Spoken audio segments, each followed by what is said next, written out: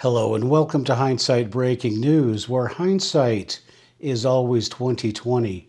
Don't forget to like and subscribe so you won't miss a single upload or YouTube short video when breaking news breaks.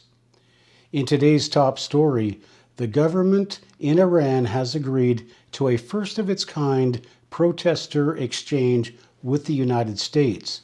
In exchange for its anti-Islamic regime protesters, the Iranian government has agreed to take the pro-Islamic regime demonstrators in the U.S. city of Minneapolis, who are creating a smokescreen for the billions in Democrat theft by attacking federal agents who are cleaning the illegal aliens and Democrat voters out of that crime-ridden dump.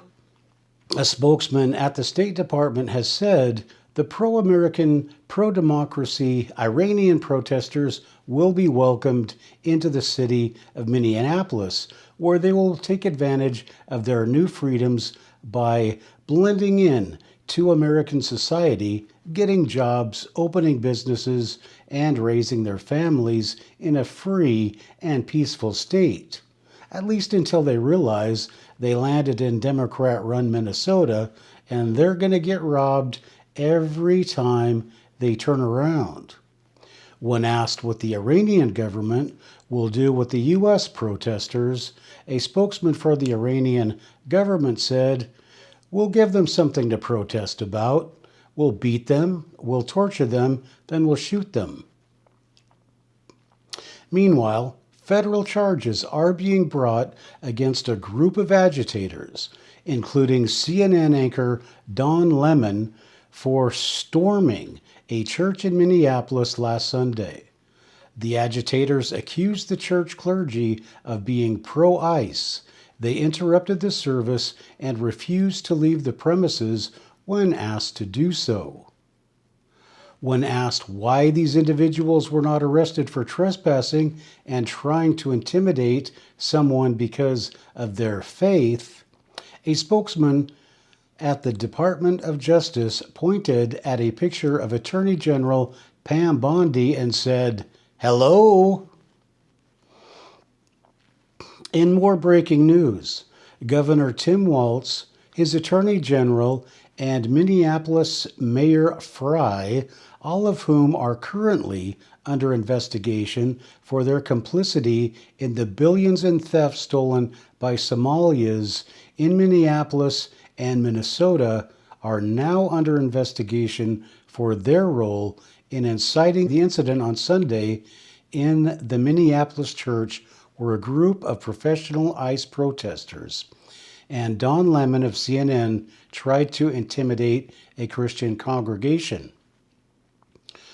The U.S. Attorney General is investigating whether the incident was incited by the political leadership of Minneapolis.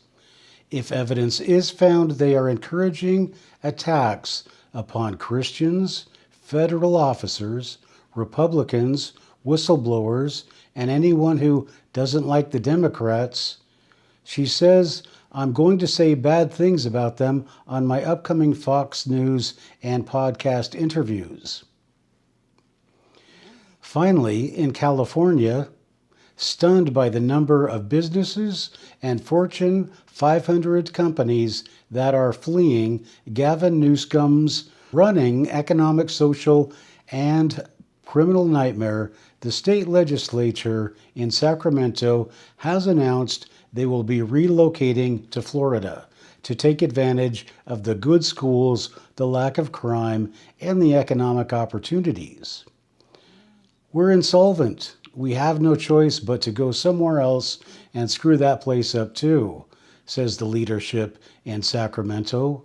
And in a final breaking story, with the departure of the oil companies out of California, Gavin Newsom is in a panic because he will no longer have anything to use to slick back his greasy hair. All right, that is your breaking news for today. Don't forget to like and subscribe. I'm Tom Sawyer, and don't forget to keep picking your news carefully.